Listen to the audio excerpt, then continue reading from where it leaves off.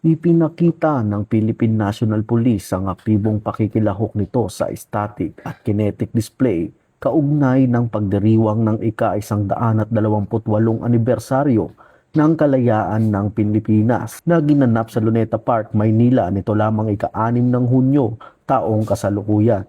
Tampok sa presentasyon ng PNP ang makulay na pagtatanghal ng NCRPO Marching Band at masiglang performance ng PNP mascots na nagbigay aliw sa mga dumalong mamamayan.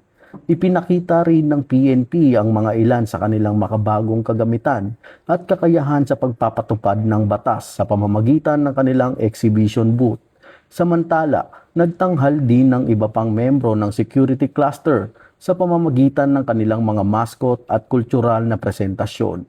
Bukod dito, naglagay ang iba't ibang ahensya ng pamahalaan ng mga interaktibong booth kung saan ipinakita nila ang kanilang mga makabagong proseso, kagamitan at kakayahan sa paghatid ng mabisang serbisyo publiko sa mga mamamayan. Ngayon po is, kung ba nai-inspire po kami dahil moderno nga siya po and binibigyan pa ng maayos na kagamitan ang kapulisan natin para mas lalo magampanan nila yung gawain nila at yung trabaho nila. Maraming salamat po dahil binibigyan po kami ng kaligtasan sa community and magbigay ng peace and order sa lahat para maging maayos at ligtas ang community po. Sa pamamagitan ng mga ganitong aktibidad, patuloy na pinapalakas ng Philippine National Police ang ugnayan nito sa komunidad habang isinusulong ang diwa ng pagkamakabayan at paglilingkod sa sambayanang Pilipino.